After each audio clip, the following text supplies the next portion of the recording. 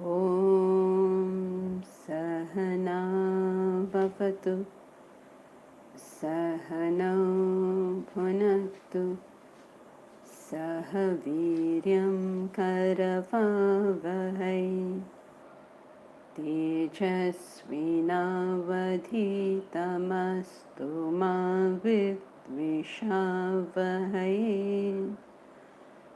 Om Shanti Shanti Shanti.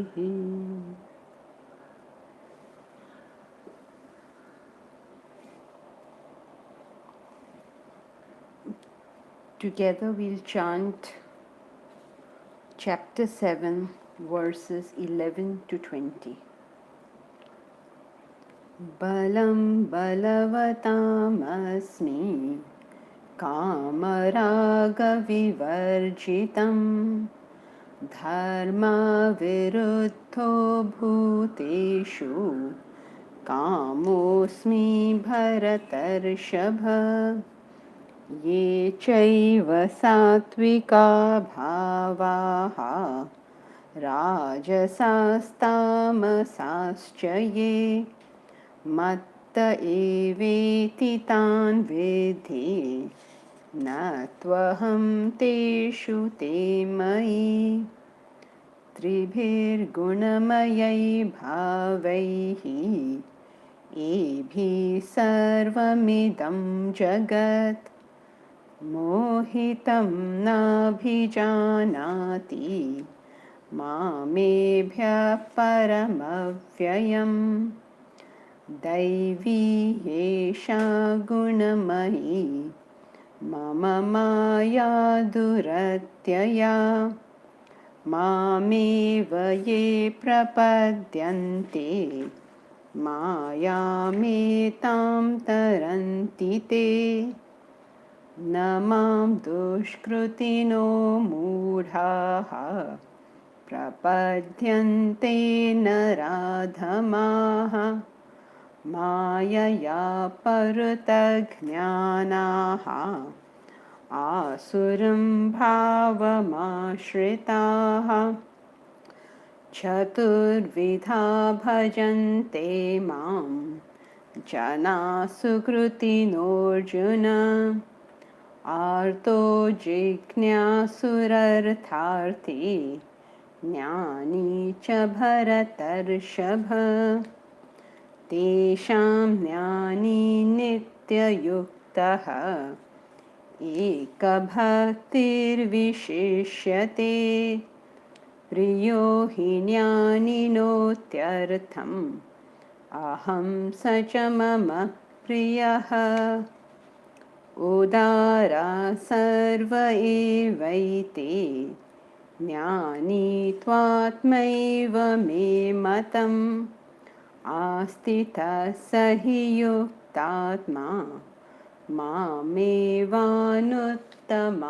गतिम् बहूनां जन्मनामन्ते ज्ञानवान् मां प्रपद्यते वासुदेवः सर्वमिति स महात्मा सुदुर्लभः कामैस्तैस्तैरुतज्ञानाः प्रपद्यन्ते न्यदेवताः तं तं नियममास्थाय प्रकृत्या नियता स्वया.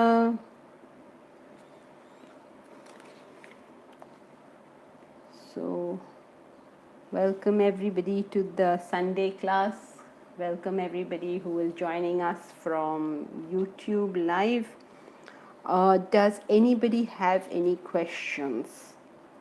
This is the Gita class, and people are free to begin the class with their questions. If you have any questions, you may also like to join the class on Zoom. Does anybody have any question?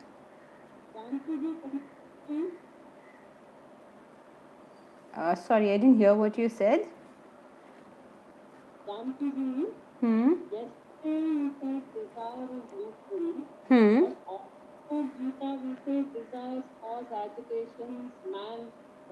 God minus desire is man, etc., etc.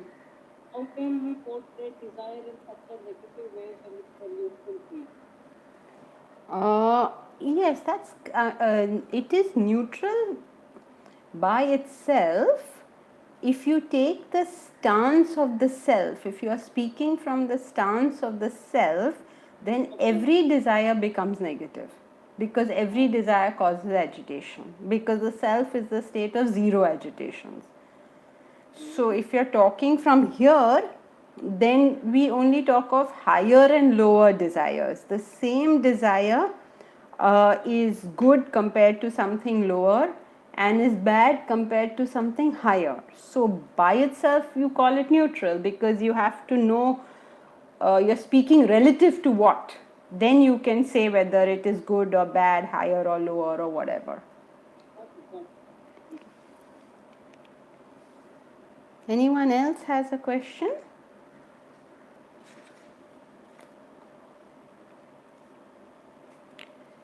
So last time we did verse 14 of chapter 7 of the Gita. It says, Namam dushkriti no mudhaha prapadhyante naradhamaha.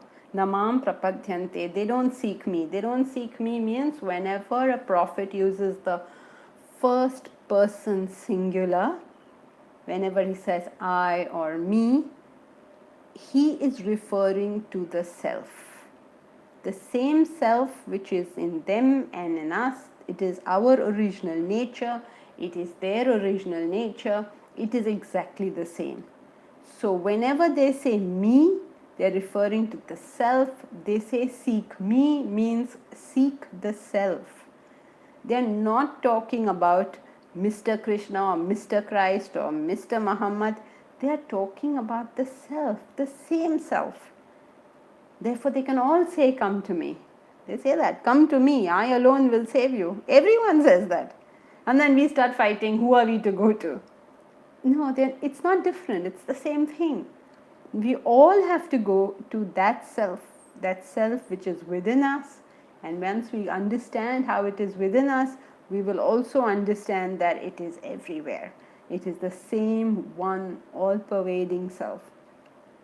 So, come to me, mam prapadhyante, those who seek me, means those who are able to see that there is something in this world beyond mere personal acquisition. But personal acquisition, I don't mean just making money, but everything about it. Whether it is making money, whether it is getting health, whether it is having relationships, whether it is having morality, whether it is having cognitive or intellectual growth, whatever there is the world has to offer, there is something higher than all of that, and that is the self, the state of absolute truth, the state of absolute reality. So seek that is what every saint, every great person who has come into this world has told us. But the dushkruti noha. Now you may say, no, all that I can't even understand. What self, what big, what high.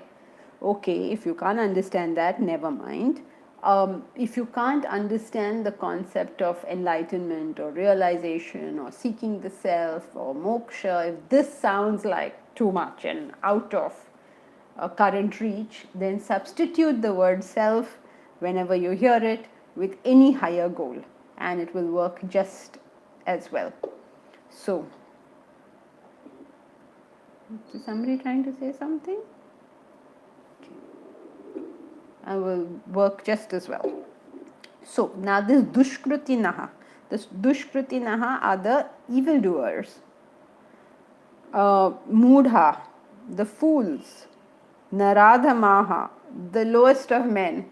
He's saying if you don't seek the self, you are an evildoer, you are deluded, and you are the lowest of men.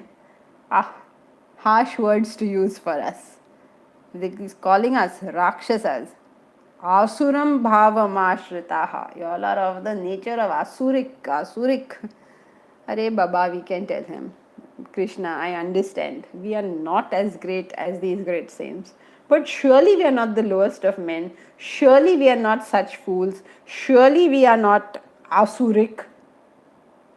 Now, we don't have to take all these terms very literally. What he's trying to do is he's trying to push us out of our complacency. We seem to be very self-satisfied. We are very happy with who we are. We think we are quite good. We think that, oh, these people are like that, but मैं तो ठीक ही हूँ. We have this general complacency about ourselves. So, he's saying, no, your stature is that of the self. Anything lower than that is not worthy of you. Like the bird's stature is to be in the skies. Anything lower is not worthy. So what will the mother bird do? She will push that fledgling out of the nest, shout at it and say, what are you doing? Get out of here. Because this is not meant for you. Why are you there? This life is not meant for us. By this life, please don't understand it as we have to leave our current life and go somewhere. It's not where we are physically, but where are we mentally? That's the question. You can be anywhere in the world, it doesn't matter. You don't have to leave physically anything. But where are we mentally? What is consuming my mind? What is looming largest on my mental landscape? That's the question. Is what is looming largest on my mental landscape self-development? Because that's what should be there. I know now y'all are all going to say, how can you say should? Because Vedanta doesn't allow you to say should. That's right, I should not have said should. But the fact remains that if that is not looming largest on our landscape, we will lead unproductive, dissatisfied lives. There's only one way to live a satisfied and productive life, is to make every occasion an occasion to reach your goal. There's no other way to do this. Every occasion. Like now, there's this whole debate going on about life versus livelihood. It's very interesting. I would imagine that's not debatable. What is there to debate between life and livelihood? If you have to choose between life and livelihood, what would you choose? You would choose life, isn't it? Because if you manage to keep yourself going, one day you can get livelihood. But if you choose livelihood and you die, then that's it. No livelihood and no life. So your first obligation is to stay alive. Now, about the livelihood, of course we need it. But if we had been discriminate in the past, then we would have known that we have to have a contingency fund.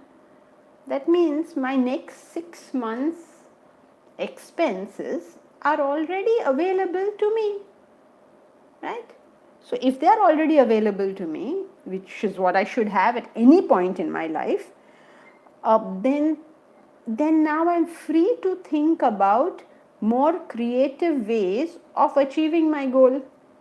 Like, suppose so many people have continued to do whatever they were doing and done it online. You may say, no, but my business is not such that can happen online. Well then, the onus is on you to find out how can you do it. And figure out how can you get your livelihood. This Indian way of feeling so victimized by everything, we feel, oh, who's going to help me? Who's going to help me? God help me, government help me, neighbors help me, somebody help me. Why aren't we those people who help? Why aren't we those people who come up with good ideas?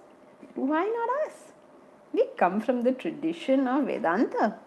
We don't ask for help, we give help. We don't say who's going to help me, we say who can I help? What did Vivekananda say? He said, get up, arise. And what is Krishna saying? Uttishta parantapa. Get up, arise. Find your way. Don't sit down and cry. Find your way. If your goal is important to you, find your way. There is a way. Suppose you say, no, I've thought so much and there is no way. Then what? Then this is the time to sharpen your axe. You know that famous story, right? So a person is cutting a tree, and of each hour that he cuts a tree, two men are cutting a tree. One is cut trees like 8 hours straight. He cut trees, and the other person, for every hour that he cut trees, spent 10 minutes sharpening his axe. And who do you think would have cut more? So please understand, if there is nothing that can push my goal forward at this moment that I can do, well then I can learn more ways by which I can push my goal forward. So there's always something for us to do. If our focus, if our mental landscape contains the goal, that is the sun on my horizon, and then I will always find what can I do to take me a little closer. Yes, Reshma. Janki, you said that we should ask ourselves the question that what can I do to help someone?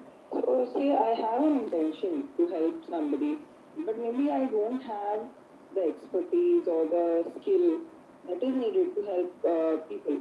So in the meanwhile, what else can I do? Gain the expertise and skill. Yes, so while I'm doing that, till then what can I do? Should I just wait or till I'm fully prepared, or what should I do? Do what you can. I mean, I'm sure that you have some skill or some money or something by which you can be of help. You have emotions to give. You have so much to give.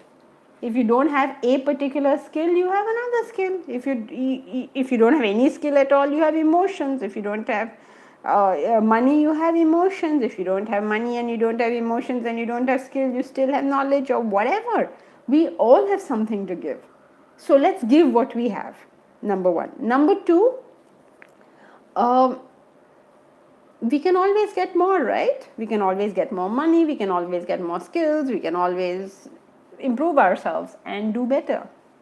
So we have a million options. This is the time, I mean, simple things like, this is the time where money is needed. If you have it, please give it in charity. But before you give it in charity, make sure that you have already given the people who you owe to. Like all the staff who's not coming, are they being paid? People who were with us on contractual labor, are they being paid? We have to do that before we start doing, what shall I say, charity. So first, you have to look after your obligations. Have you given to those people to whom you owe? And if that is done, then the next lot. Who else can we do something for? Okay, I got it. Thank you. Okay. So, if you don't do all this, he says, what? Dushkritinaha, Mudhaha, Naradhamaha. What all names he is calling us. It's only to push us. It's only to tell us, get out of this complacency. Don't look upon yourself as, oh, I'm so good. If I could help, I would have helped. No, find ways. React to what is happening in this world. Don't sit down and say, oh, what can I do? I'm so useless. I'm so helpless. Why? Let's go out there and do whatever we can. And do or whatever we can as a stepping stone to self-purification. Don't forget it. Now, don't, sort of take off on some tangential path. The goal is the sun on our horizon. Our eyes don't move from there. And what is our path? Our path is doing whatever it is that takes us there. So what takes us towards enlightenment or what takes us towards purification is service, is devotion, and is knowledge. So we got to get all this done. And also yoga, meaning hatha yoga, which means preservation of the body, to be able to do these things. If the body is only not there, now what are you going to do? So, he says, if our wisdom is destroyed by illusion, what is the illusion? It is destroyed by seeing something on a very short term basis, not able to see long term consequences of what's going on. So you get carried away by some petty thing, like I like this, I don't like this seems nice, this doesn't seem nice, I'm comfortable, I'm not comfortable. By some petty emotion, surface emotion, we tend to get carried away, and that's what's called the path of illusion or samsara. We forget the long term perspective, the wiser perspective, the more mature perspective on this thing. So the evildoers, the deluded, the lowest of men do not seek me. Though they whose wisdom is destroyed by illusion follow the way of the demons. It's the asuric way of living life. Okay, so now he said so many bad things. Now he's going to tell us about the 4 virtuous types. In all this mess, you will say, no, I am not like this. I am virtuous. I am not the lowest of men. I am not a fool. I am not following the way of the asuras. Those people are following it. Okay, fine. So we, virtuous people, what does he want to say about us? Important verse from chapter 7. We must know this verse well. Verse 16. चतुर्विधा भजन्ते मां जना सुकृतिनोऽर्जुन आर्तो जिज्ञासुरर्थार्थी ज्ञानी च भरतर्षभ चतुर्विधा भजन्ते मां जना सुकृतिनोऽर्जुन आर्तो जिज्ञासुरर्थार्थी ज्ञानी च भरतर्षभ Chaturvidha bhajante mam. Chaturvidha means 4 types. 4 types bhajante mam. Remember last verse he said, mam na prapadyante. They are not seeking me. Okay, then there are 4 types who are seeking him. 4 virtuous types. Chaturvidha bhajante mam janaha, the people. Sukruti norjuna. Last time we spoke about the dushkruti norjuna. Dushkruti naha. The bad people, dushkruti, bad actions. Now sukruti means good actions. Here the virtuous people. Those were the asuric people, the bad guys, not us, bad guys. We are not there, right? At least by our own perception of it. So he's taking another stance. He's saying, okay, you guys, you virtuous guys, there are 4 types. 4 types of people seek me. 4 types of people approach the Lord, approach the self, approach temples, churches and mosques. 4 types of good people who are involved, let us say, in religious life, who are interested in doing something beyond the normal, beyond the mundane, who want to know what else there is, let's say. So there are 4 types. Chaturvidha bhajante mam. 4 types seek me, worship me. Sukruti no Arjuna, O Arjuna, the Sukritanaha, the good people, the virtuous people. Who are these? Arto, Jignasu, Artharthi and Jnani. So 4 types. Artho, Jignasi, Artharthi and Jnani. Artharthi means the jiska. Yes, Jolly? जिसका अर्थ, जैसा interest होता है in wealth, अर्थ में उसका अर्थ है, meaning he is interested in wealth. So one type of people approach the Lord, approach God, approach a religious life because they want wealth. So wealth meaning money, of course, but all sorts of things, everything, money and everything that money can buy. You know, people walk barefoot to Siddhivinayak. For what? So that my career will do well. And then somebody's career does do well, and then everybody starts walking barefoot to Siddhivinayak. For what? Oh, God will take care of me. Meaning what? I will get money. My career will do well. I'll be successful in life. This is all artharthi, means you approaching God with the intent that he is some agent that will help you get something, and then you also are willing to pay him some commission. Okay, God, if you make sure I earn 100 crores, 1 crore का मुकुट आपको मैं दूंगा. Okay. Tips. How did Tia fall this? When you give him 1 crore, you're giving him 1 crore from what? From the 100 crores that he gave you? It's so silly. It's like me coming to your house and saying, I've come to your house to wish you for your birthday. May I have 100 rupees, please? And you say, okay, sure, and give me 100 rupees. I put it in an envelope and give it back to you. That's silly. And that too, I don't give you all the 100 rupees, I give you 10 rupees from that 100 rupees. Madhouse or what? You approach God with the intention of gaining wealth. All this, it would be politically incorrect to say this, but you go to the temples or the church or mosque and people are flocking there only with the intention of asking for something, and some of them are so well organized that they'll keep even little wax figurines for you. You want a child, then you can put a candle in the form of a child. If you want a house, then you put a candle in the form of a house, and it's all very well organized. All these particular demands you're making from God, they're all categorized. They're wax figurines made for you, and now you can go put them there. Don't burn them, of course, because they can, of course, be recycled, so then they come back and sell you the same thing again. What kind of silly? Why would you do that?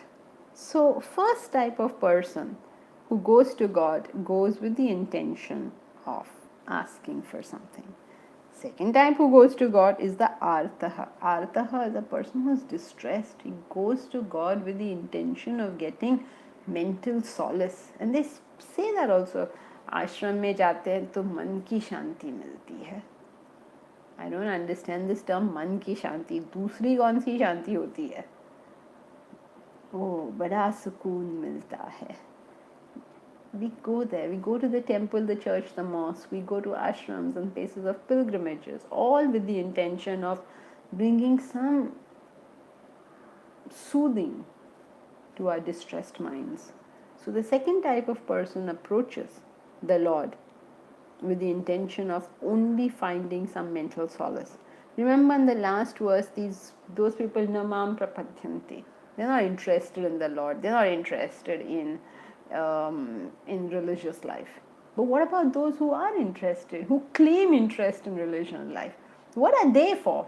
Are they not doing exactly the same thing? They also want the money. They also come for emotional solace. Or if not these two, then they come for some kind of intellectual curiosity. So what is happening? What does the Gita say? What do the Upanishads say? What does the Quran say? What does the Bible say? It's a kind of intellectual curiosity. They are not interested in the knowledge as a direction for their life. They're just interested in, I don't know what's the idea? Just collection of information. Like, you collect so much information on Google, you collect that kind of information about spiritual life, and then you entertain yourself and others with the most ludicrous ideas available in any of the books. Say, in that book it says that, and that is connected to that, and that is connected to that, and make any sort of a connection, random connections. Confuse yourself and everybody else. So, the Sukritinaha, the good people, the virtuous people, meaning those people who are interested in the Lord, go to the Lord either for wealth, or for solace, or for intellectual curiosity, bringing them to almost the same level as the Dushkrutinaha, who are also interested only in these things. But these fellows are good people because at least they have some interest. So, okay, somewhat better. We'll give them some half a mark more. And then there's the fourth type. The fourth type is the Jnani. Now, Jnani means, over here in this context, means the wise.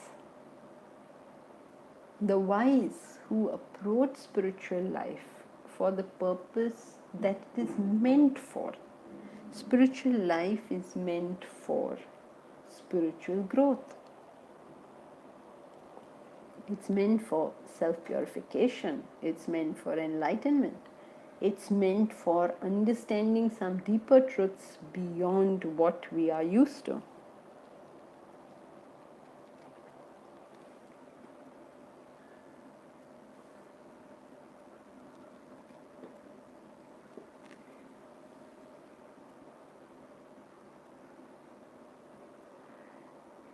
Is there anything that we should be approaching spiritual life for? If somebody wants wealth, wouldn't it make more sense to go there and work? If you want emotional solace, then find out why is the distress there.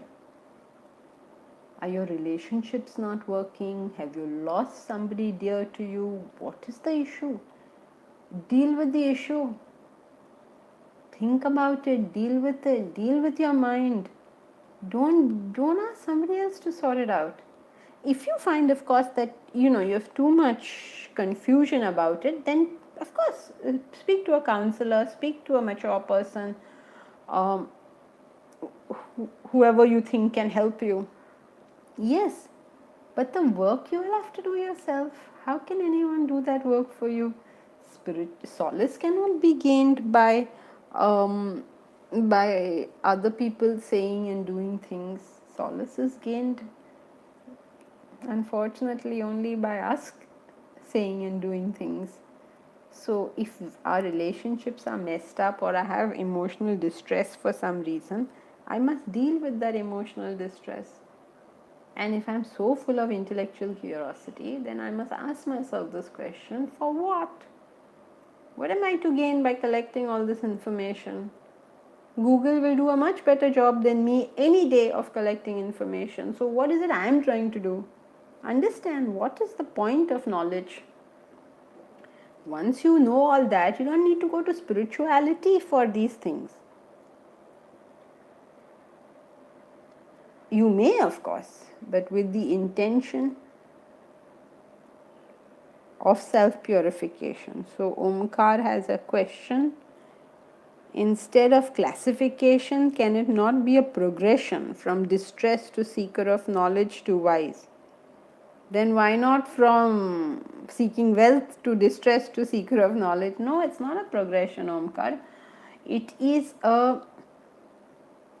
It's not like first you'll go to God for money, then you'll go to God for solace, then you go to God for knowledge, and finally you go to God for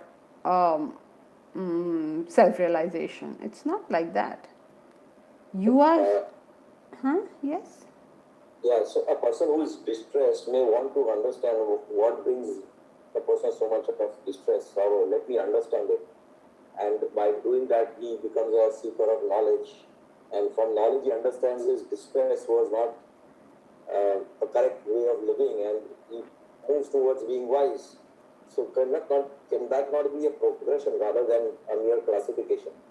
Wealth probably is a little out of place here.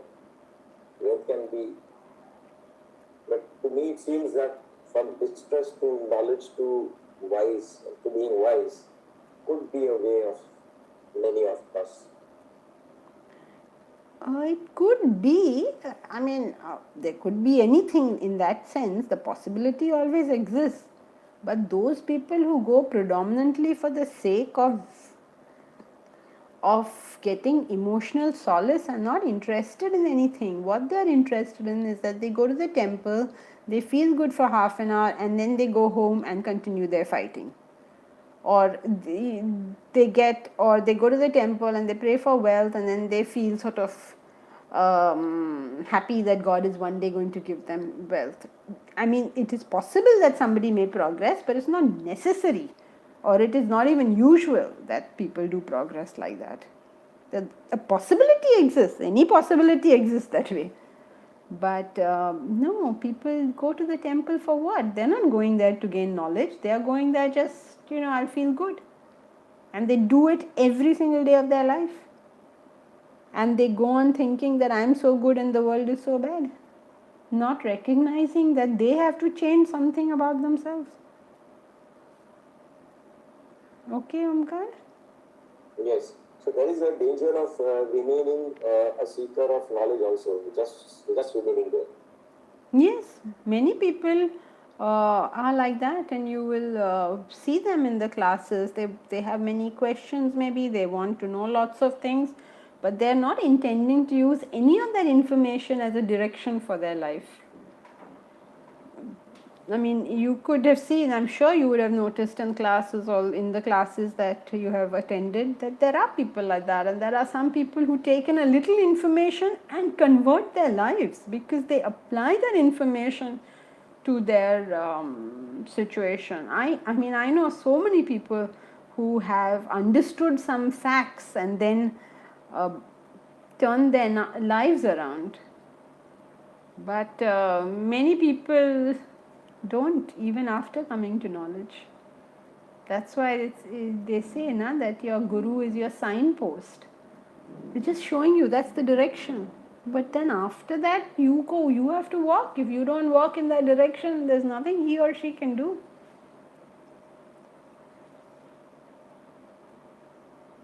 Yes, thank you. So, 4 types of virtuous people: some who approach God for wealth, some who approach God for excuse me, for mental solace, some who approach God with the intention of getting knowledge, and the wise.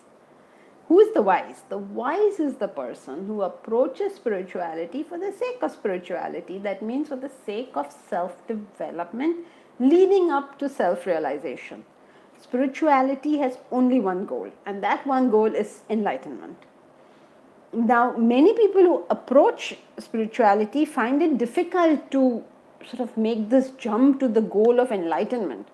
So, as a relative goal, we can always have the goal of self-development or self-purification, self-improvement, but these are your options. As when you're here, these are your options. Excuse me, there aren't any other options here. But you say, no, I can't even think of self-development. Okay, then you think of unselfish goal in life. No, I can't even think of an unselfish goal in life. Acha, then you think of a goal at least in life. No, I can't think of a goal in life. अच्छा तो फिर मैं कुछ नहीं कर सकती हो गए तुम लोग घर जाओ because that's it. Even beyond spirituality, that's it. If we don't have clear goals, we are not getting anything. So that's just it. Your only option below a goal is to function on likes and dislikes, which is what everybody is doing, in which case you need no knowledge. Just go all out into a life of indulgence. That's all there is to it. So, the highest you can get is self-realization.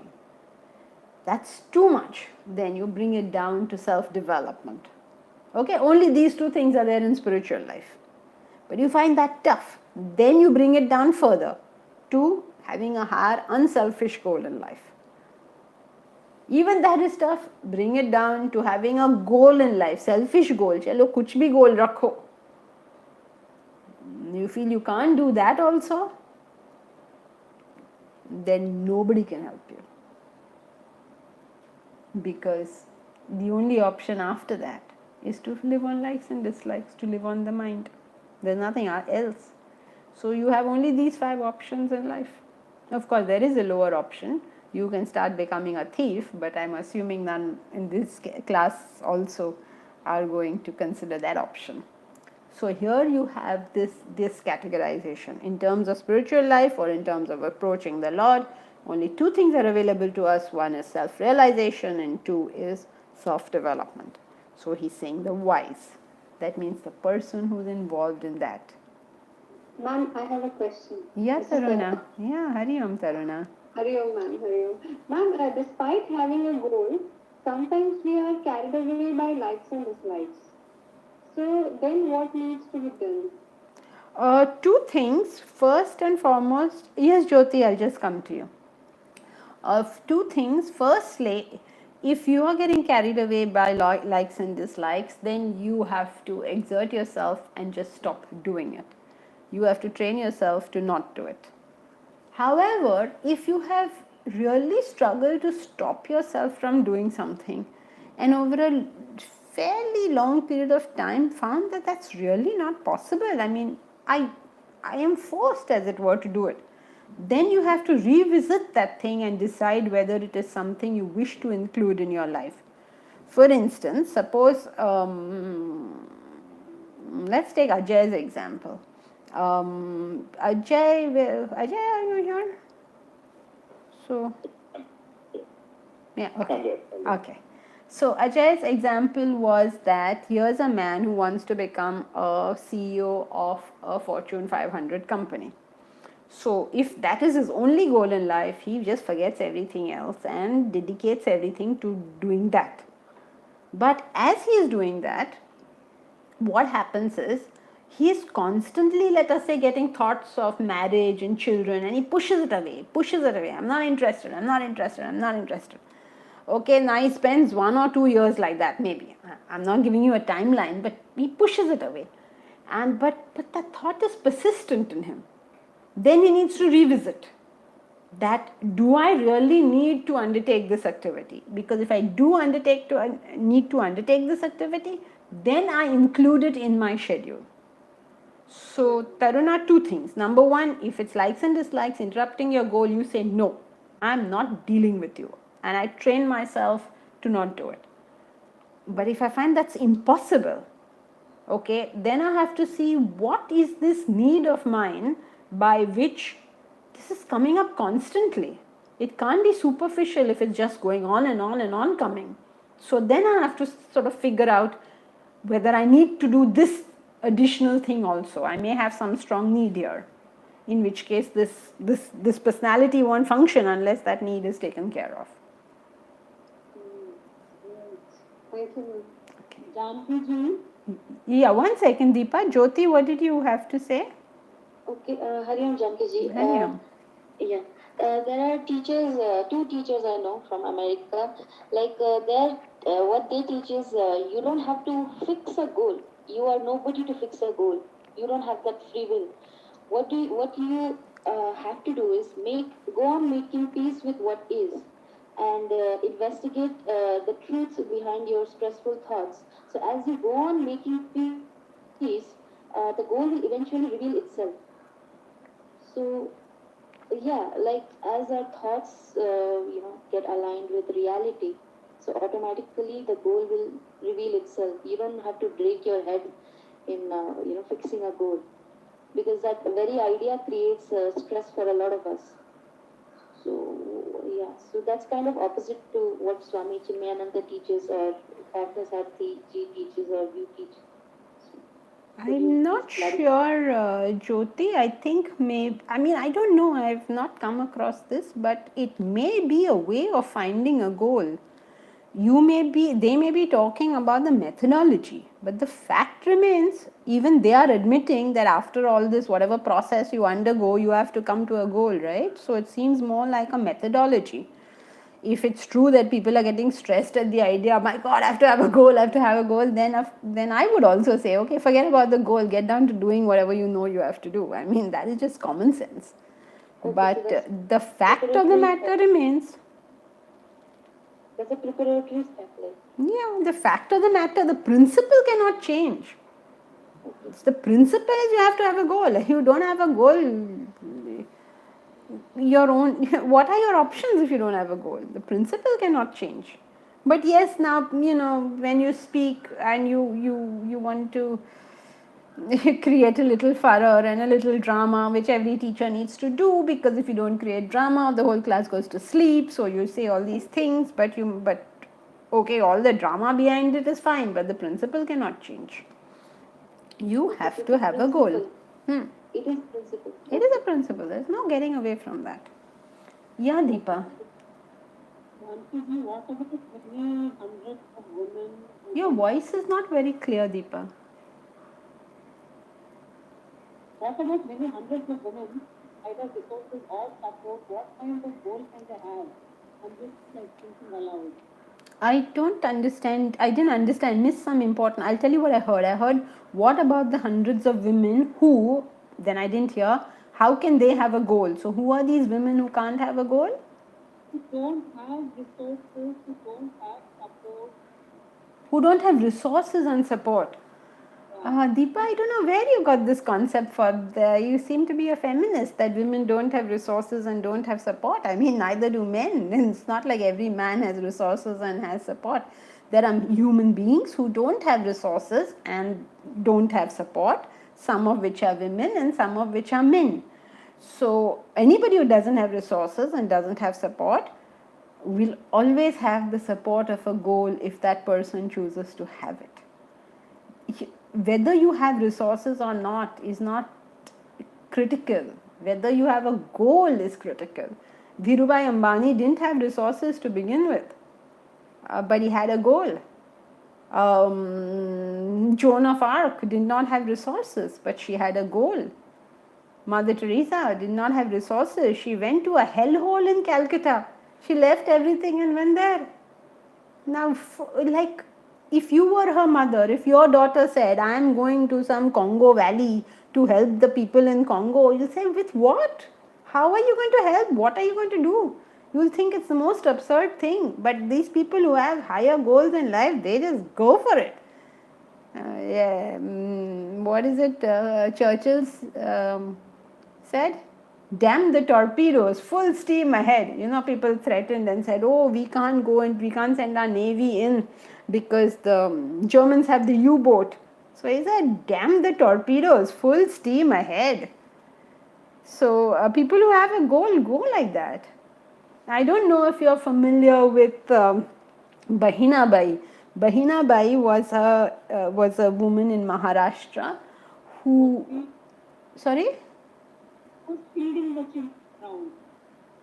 I can't hear you. Who was feeding the children? Who was what, the children?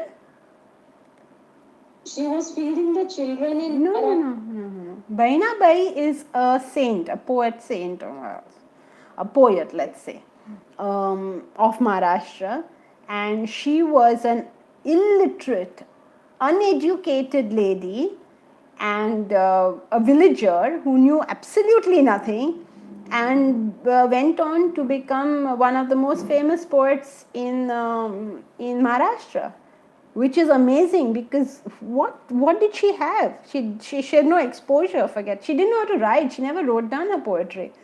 It was memorized. She knew it by heart, and then other people memorized it, and she became famous. You know, some people say don't have resources because they're old. They say, oh, our body doesn't work anymore. Do you know that Grandma Moses, who was one of the most famous painters of America, picked up her first paintbrush at the age of 84? So it's not about resources. You're a human being. A human being has an intellect that can think beyond, can make use of whatever is available to reach wherever they want to go. And that's human history. That's what we've done all along, and that's what we can do right now. We have no resources, but we have an intellect, and it's our job to use it. So not having resources never keeps us. It is not having a goal that keeps us from anything, not having any vision that keeps us from anything. In your own field, I mean in tennis and all, how many people have come from a background that there is nothing there? They moved heaven and earth to get something. And of course, some people claim that I would have done much better had I got support. That is also there. But then if you feel that you need support to do better, then go out and get that support.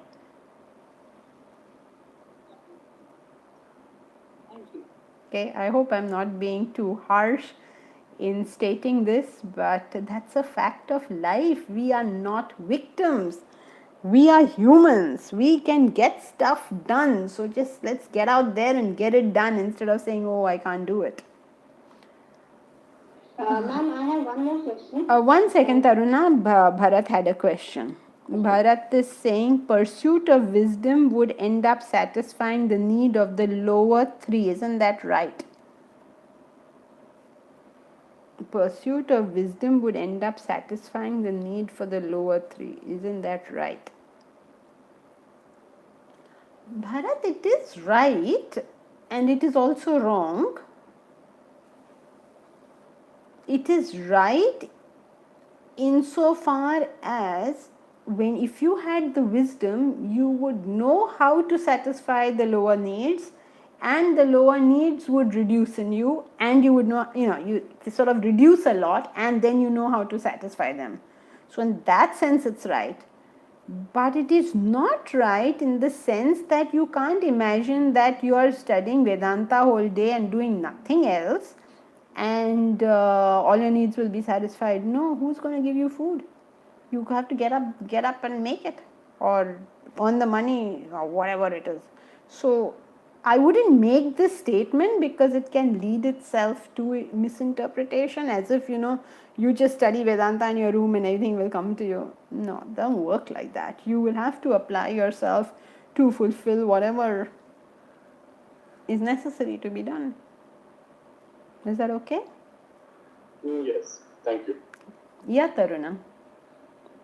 Ma'am, there are two different line of thoughts. One is saying that one should have a goal.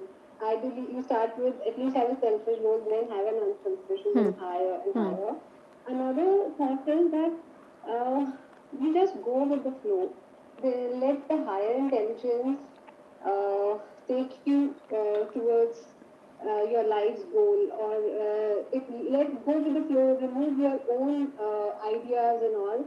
And then also sanity will prevail, or you will get a better understanding of what life is. So can we collate these two information, or are these thoughts are parallel, or what way can we connect these things, or these are two different ideologies for different type of people? I know the first ideology, I don't know the second, so I can't comment upon it directly, because the way Jyoti put it, it sounded like a methodology.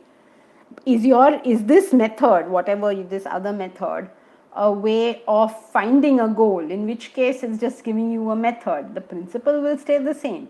But if you are saying somebody is telling you that you need not have a goal at all. If the principle itself, we are not capable enough, sometimes the goal doesn't come with the clarity. In that sense, somebody, if the thought will say this, just go with the flow, let the higher intelligence guide you. I don't understand that. Who is this higher intelligence? Are you talking about God guiding you? Because yes. In that sense, the higher intelligence is God, or the collective vasanas, or some clarity will come if your disturbing mind stops, and then some peaceful thought, or some thoughts which are clear, that will emerge from you. Could that be in some way? Because I am also talking on the similar lines what she was saying. well, you all have to be a little more clear on what that philosophy is. You must first know, are they saying don't have a goal? If they are saying don't have a goal, we must, study it fully, understand what the concept is. Different speakers, different authors will say the same thing in such different ways that sometimes it appears to be different. But if it is different, then it's your call, whether you think you should have a goal or you think you shouldn't have a goal. Now, as for this business about getting all worked up that you don't have a goal and struggling to find a goal, anything you function in life like that, in sort of this impulsive manner, oh, I have to get a goal, I have to get a goal tomorrow. Anything you do in this impulsive manner will not work. That is self-evident, right? So when you say let this higher intelligence emerge in a Vedantic way, the only way I am putting sense in it. I don't know what they mean. I can only say that when your mind becomes calm, when you stop struggling and being impulsive and getting all jumpety, and your mind just cools down, your intellect will come to the forefront and will show you the way. So just cool down. Don't get all worked up about anything. But that's what I am saying. What you're saying is not telling me the philosophy. I am putting it into a Vedantic language for lack of alternative. That's what they mean. Okay, exactly so what you said. Okay, so that's fine. So then it's the same thing, right? Yes. Thanks, ma'am. Thanks. Okay. But please, whenever you're reading, firstly, don't read anybody else. Follow one teacher. Do not follow 100 teachers. If you're following Swamiji, you follow Swamiji. Don't go here and there following everybody, because all it does is it creates confusion. Now, I'm not asking you to be fanatical and say, only Swamiji knows the truth. Okay, that's not so. I mean, obviously it's my teacher, so I'm going to say he's the best and he's the greatest, but then everybody's going to say that about their teachers. But the more important thing is, if you were learning commerce, for instance, you wouldn't go to one class in HR college, one class in Sydenham college, one class in some other college, right? When you're in a college, you're in a college. You follow the curriculum laid down by that college. By going here, there and everywhere, it's not that we gain more knowledge, we just get more confused. So, though this sounds like argument to be rigid and fanatical, it is not. Just because you joined a college doesn't mean you're saying all the other colleges are bad. That's not what you're saying. You're just going in a systematic manner with one thing. So, otherwise, this kind of confusion comes because people use language differently. So, somebody says, puts it in X way, somebody puts in Y way, and the student is not capable of connecting how these two are the same. If they can connect how they are the same, then they won't need to be a student. Okay, so. Yes, ma'am. Yes. Okay. Okay, everybody is okay. Shall we proceed? Oh, so 4 types of seekers: the ones who seek wealth, the ones who seek solace, the ones who seek intellectual curiosity, just collecting information. Some people have a crazy sort of interest in collecting information, as if having information matters. Information usually functions like, like gold on a mule's back. There's so much you know, but you don't know how to apply that thing towards life itself. So that kind of intellectual curiosity, you'll know people like that who know a lot, but they are not able to make their lives into something great. So these 3 types are not the correct types. Not the correct types means they're still called Sukritino, they're still called Sukritanaha, the virtuous types, but they are a little misguided. So what he's trying to take us to is to be a Jnani. Jnani means the wise, means somebody who uses this knowledge, who takes this knowledge and uses it to direct their lives, because that's the whole point of it. So in the next verse, that's what he's going to tell us about. And he calls Arjuna Bharatarshava over here, meaning bull among Bharatas. Okay, so that's it for this time, and we'll continue next time. Thank you. Thank you, Ramji. Hari Om. Hari Om. Hari Om. Thank you, Ramji.